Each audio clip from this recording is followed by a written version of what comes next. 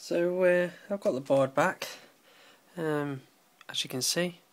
Now there is companies online that you can send my files that you can find in the description.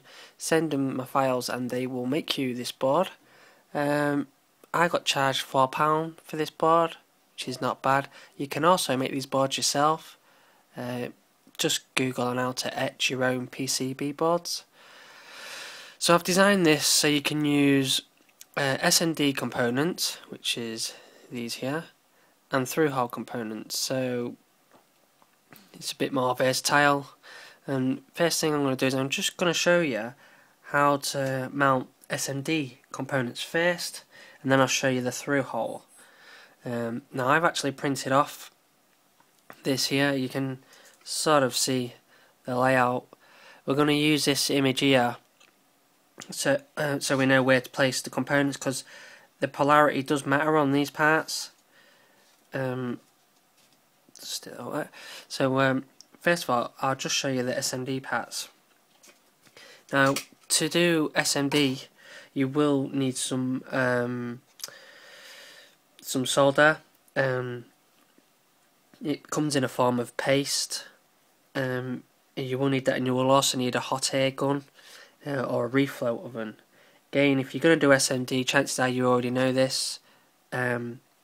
So if you've got these components and you want to do it, all I'd suggest you do is just put some solder paste on each of those tips like so, and then following these instructions there, this little out, what we'll do is, as you can see, this side is positive, so this rail here is all positive, so you want to put the positive side of the capacitor on there. Now you can just follow again this side here, and you pop them on like so. So depending on how long your stereo, you want your stereo to stay on when you turn your ignition off. My stereo, it's 2000 UF capacitors. These are 1000 UF each. So in fact, I'll just use my hands, it's a bit easier for me. So once I've got those on there all nicely lined up, again, it's following the image on there. I don't know if this camera's picking that up too well. Okay, so I've just moved the camera around a little bit so we can see a bit better. Now this diode is, again, there's a certain way to do it. Now it's a bit hard to see on the SMD one. Basically there's a little white line across one side. You want that to basically match up with there on this picture there. So the line's there, the line's on that side, as you can see. So you want to just put a bit of soldering paste on each tip there, and you just literally put it across there like so. Hit that with some heat, and that will be it. You can try and put some solder paste along there as well, just to beef the connections up a little bit, but that should be fine like that.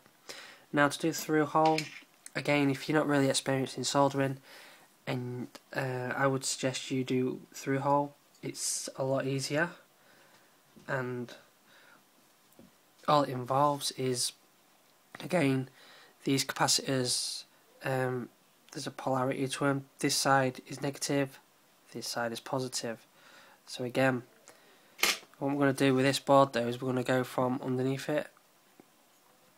So as we can see on this picture there, this outside is negative. So that's negative of the capacitor. We want to basically put this side through there. So go like that, and there we go. Negative goes to this line there.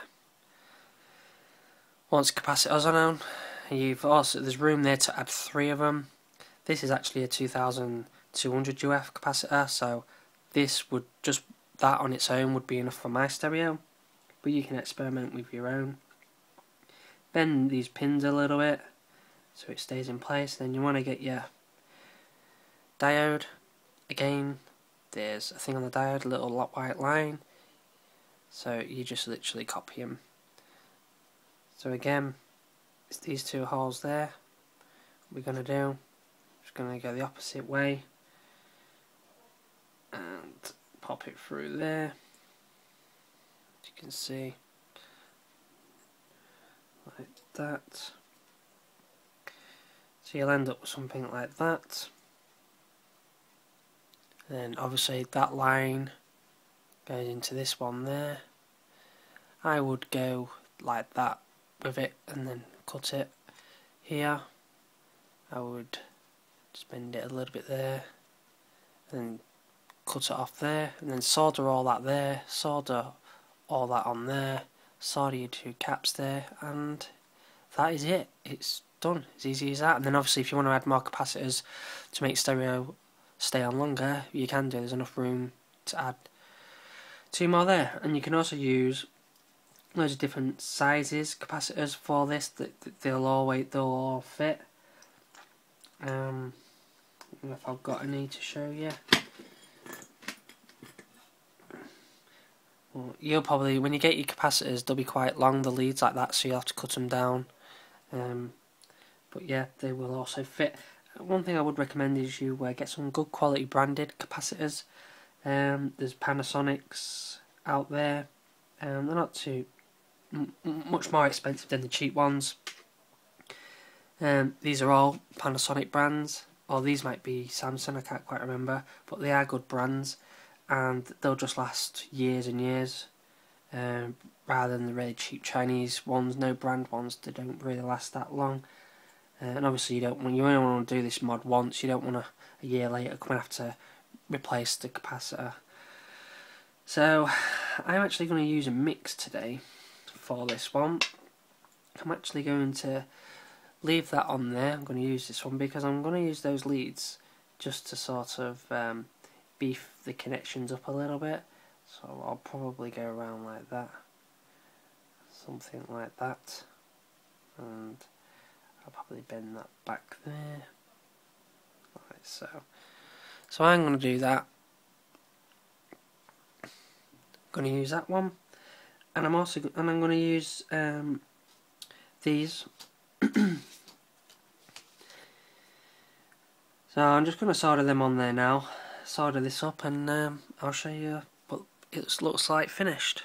So as you can see, just finished soldering it all up.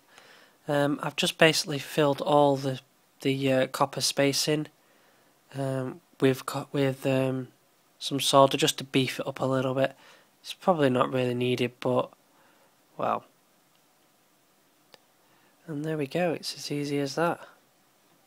So now I'll just go into the car, cut the wire and pop them through there, solder them on there, and that'll be done.